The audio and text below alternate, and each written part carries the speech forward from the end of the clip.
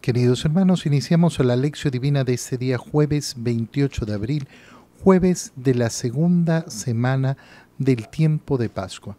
Por la señal de la Santa Cruz de nuestros enemigos, líbranos, Señor Dios nuestro, en el nombre del Padre, y del Hijo, y del Espíritu Santo. Amén. Señor mío y Dios mío, creo firmemente que estás aquí, que me ves, que me oyes. Te adoro con profunda reverencia, te pido perdón de mis pecados y gracia para hacer con fruto este tiempo de lección divina. Madre mía Inmaculada, San José, mi Padre y Señor, Ángel de mi guarda, interceded por mí. En este día, jueves, continuando con la lectura del libro de los Hechos de los Apóstoles, leemos el capítulo 5, versículos 27 al 33. En aquellos días, los guardias condujeron a los apóstoles ante el Sanedrín, y el sumo sacerdote los reprendió diciéndoles: les hemos prohibido enseñar en nombre de ese Jesús. Sin embargo, ustedes han llenado a Jerusalén con sus enseñanzas y quieren hacernos responsables de la sangre de ese hombre. Pedro y los otros apóstoles replicaron: primero hay que obedecer a Dios y luego a los hombres. El Dios de nuestros padres resucitó a Jesús, a quien ustedes dieron muerte colgándolo de la cruz. La mano de Dios lo exaltó y lo ha hecho jefe y salvador, para dar a Israel la gracia de la conversión y el perdón de los pecados. Nosotros somos testigos de todo esto, y también lo es el Espíritu Santo, que Dios ha dado a los que lo obedecen. Esta respuesta los exasperó y decidieron matarlos. Palabra de Dios. Se presentan entonces ahora los apóstoles delante del Sanedrín. Recordemos qué es lo que ha ocurrido. Los han mandado a apresar, pero en la noche un ángel los ha liberado. Muy de madrugada los apóstoles han ido para cumplir la misión de Dios. El ángel los ha liberado para que vayan a predicar todo lo referente a esta nueva vida. Y muy de madrugada han ido al templo.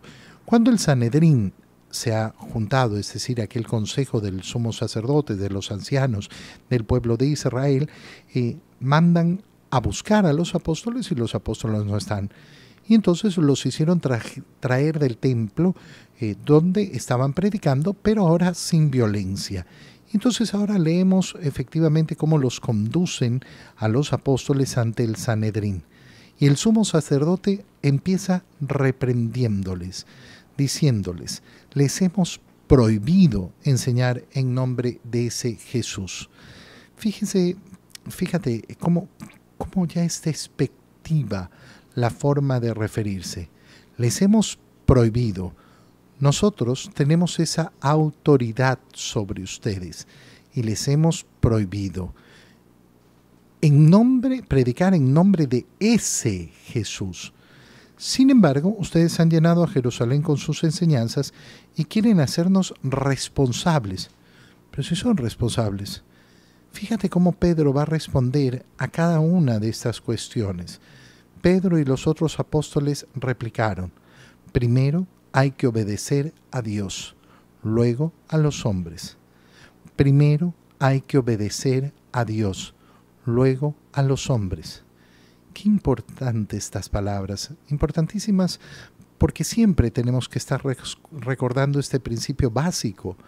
Primero Dios, primero Dios, primero Dios, primero siempre Dios. Primero obedecer a Dios. No es obedecer a los hombres. Primero obedecer a Dios. Y después obedeceremos, lógicamente, a toda autoridad que sea verdadera, que sea competente, a toda autoridad, ¿sí? Pero primero siempre a Dios. Y entonces explican por qué tienen que obedecer a Dios. Porque el Dios de nuestros padres, con esta expresión que está diciendo Pedro, que están diciendo los apóstoles, nosotros no tenemos una fe distinta.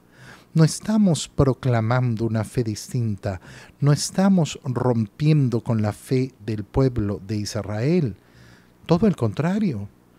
No somos aquellos que se han dedicado a la idolatría. El Dios de nuestros padres, el único Dios verdadero, resucitó a Jesús. Este es un hecho claro. Ustedes no lo quieren aceptar. Bueno, no lo aceptan. Pero lo que es claro es que Dios ha resucitado a Jesús. Y ahí les dice la respuesta, ustedes nos quieren tirar encima la sangre de este hombre, pero si ustedes dieron muerte a Jesús colgándolo de la cruz, ustedes, sin tener ninguna prueba, sin tener ninguna acusación real, sin que hubiera un delito, a pesar de que Pilato quiso efectivamente liberarlo porque no encontraba ninguna prueba en él, porque no encontraba que hiciera nada malo. Y sin embargo ustedes insistieron. Por tanto, la sangre de Jesús, por supuesto que está sobre ustedes y recae sobre ustedes. Ustedes le dieron muerte colgándolo de la cruz. A veces tal vez nos cuesta entender lo que está sucediendo porque no nos damos cuenta de la fuerza que tiene el Sanedrín, la potencia, el poder que tiene el Sanedrín.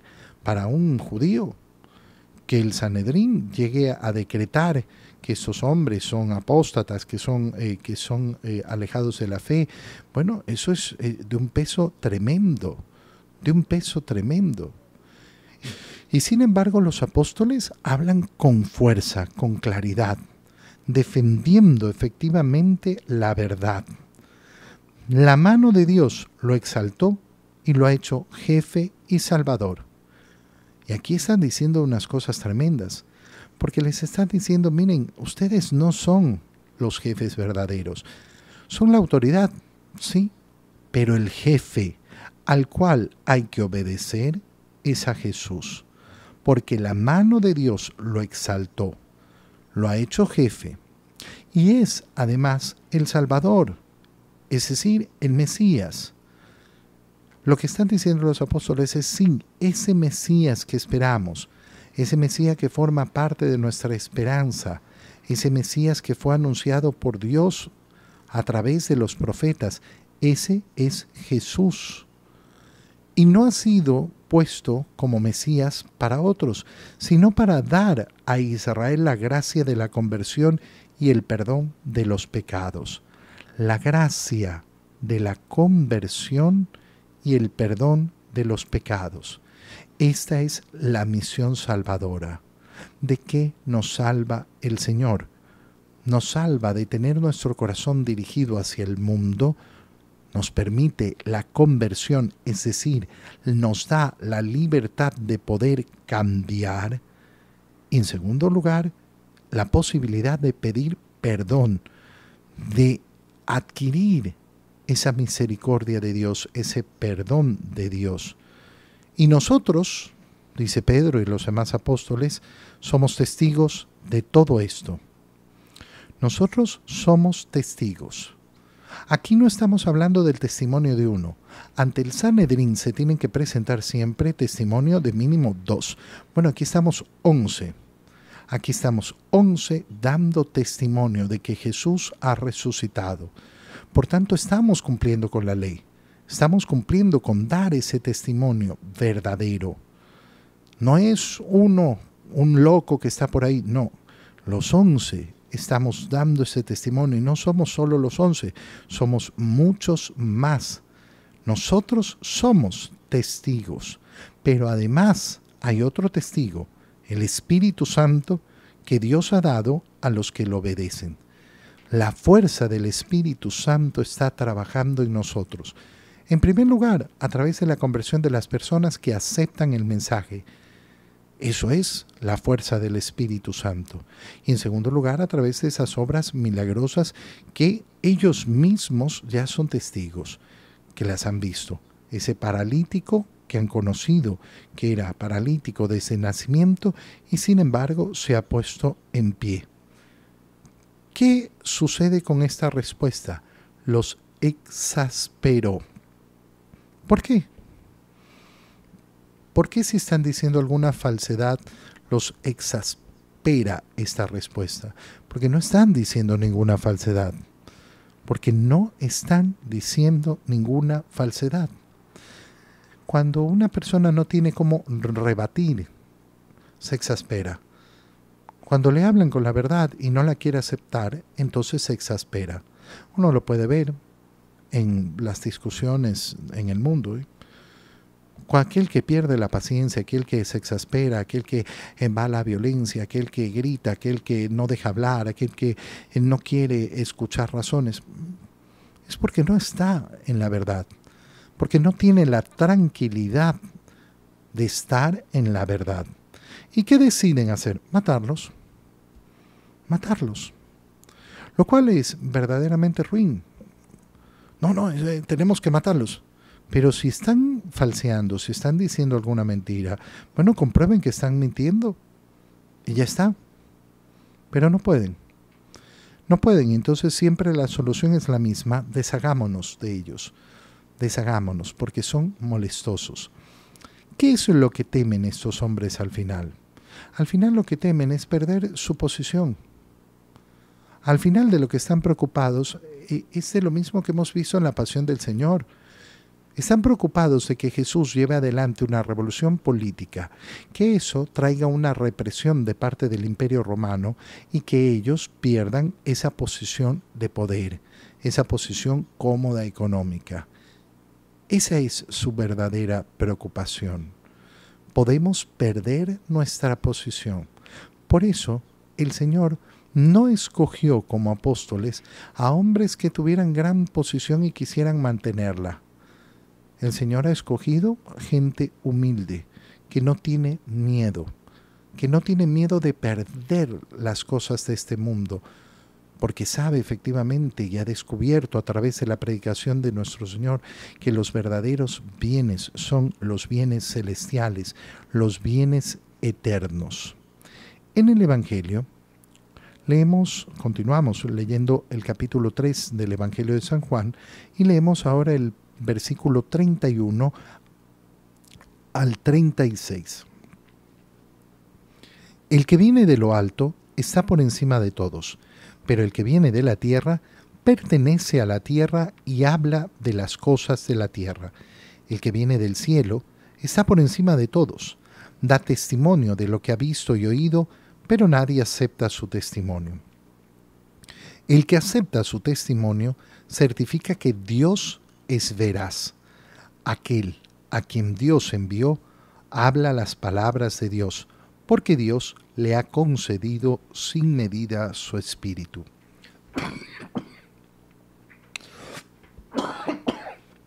Perdón. El Padre ama a su Hijo y todo lo ha puesto en sus manos. El que cree en el Hijo tiene vida eterna, pero el que es rebelde al Hijo no verá la vida, porque la cólera divina perdura en contra de él. Palabra del Señor. Al continuar con la lectura del capítulo 3, siempre volvemos al inicio. ¿Dónde ha iniciado el capítulo 3? En esa visita de Nicodemo a Jesús en la noche. Nicodemo, ese personaje que al final, en la pasión, el día de la pasión, el día de la muerte de nuestro Señor, junto a José de Arimatea, va a tomar el cuerpo de Jesús para descolgarlo y para llevarlo al sepulcro. Y ha ido al inicio de la vida pública del Señor, a hablar con Jesús, a conocerlo, a escucharlo. Y se da entonces toda la doctrina del bautizo. Jesús comienza a hablar con Nicodemo y a explicarle esa nueva vida que estamos escuchando, que el ángel les mandó a predicar a los apóstoles y para lo cual los liberó de la prisión. Y en esa continuación de lo que Jesús le está diciendo a Nicodemo, le dice ahora: el que viene de lo alto está por encima de todos, pero el que viene de la tierra pertenece a la tierra y habla de las cosas de la tierra. Ustedes vienen de la tierra y por tanto siempre van a hablar de las cosas de la tierra.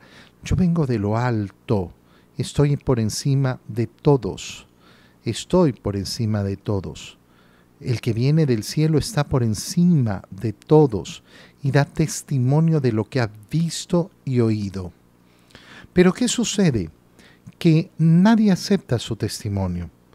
Pero el que acepta su testimonio certifica que Dios es veraz.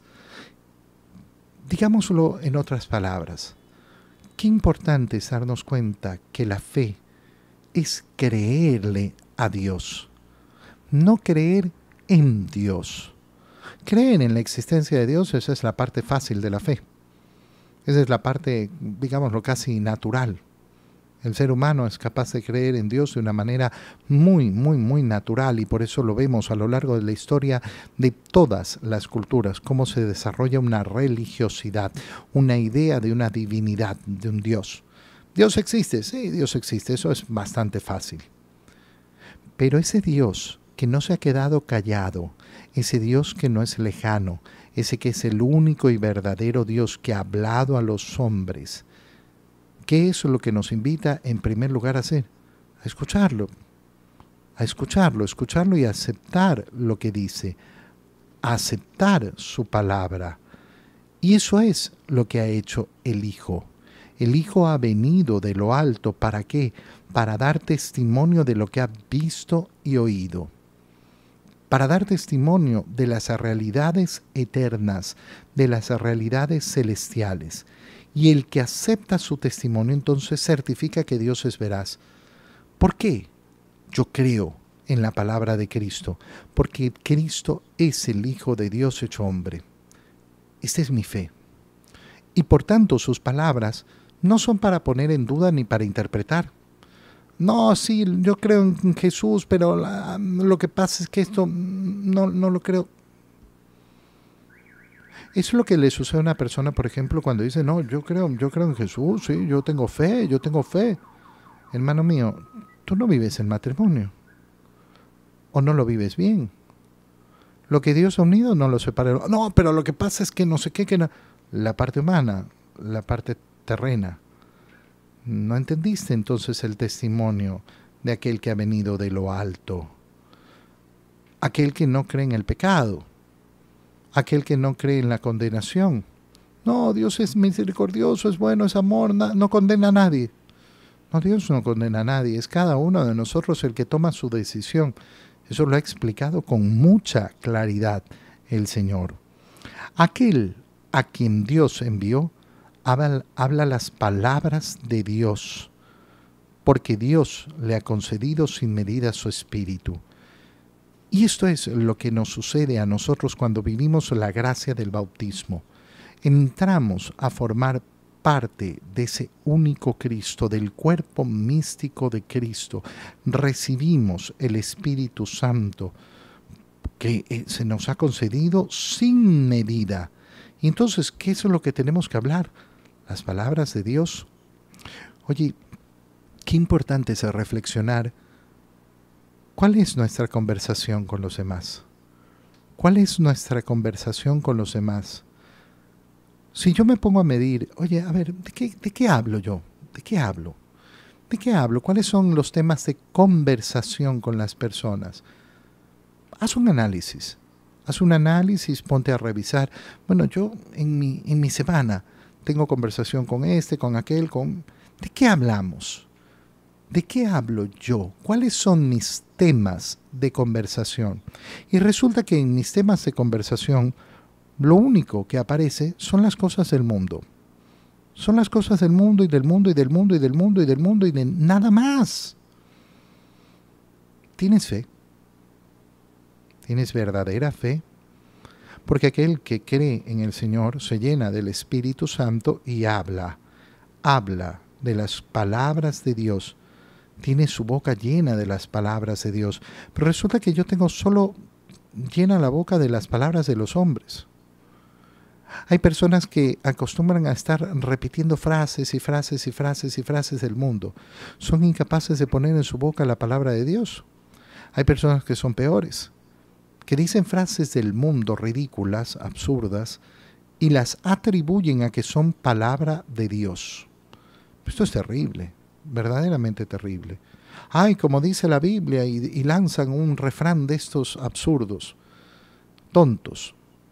Ay, como dice la Escritura, ¿dónde está eso? ¿Dónde en la Escritura leíste una cosa tan tonta? Ay, ¿qué pasa? ¿Qué pasa entonces?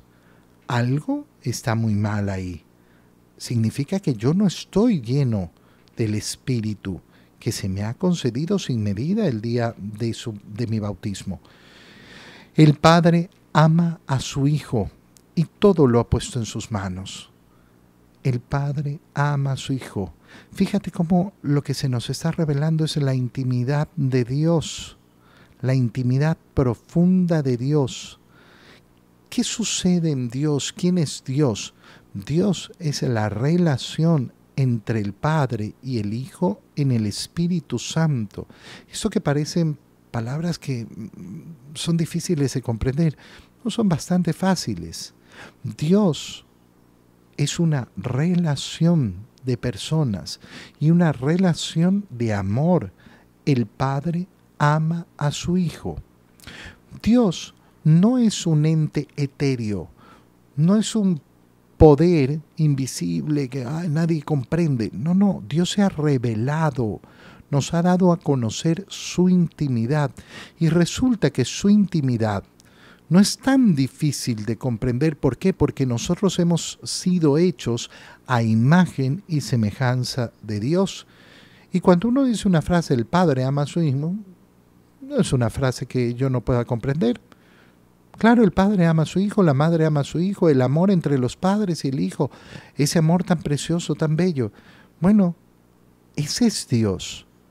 Eso que tú vives aquí en la tierra, eso que puedes experimentar aquí en la tierra, lo puedes experimentar porque has sido hecho a imagen de Dios. La gran imagen de Dios en el hombre está justamente en el amor.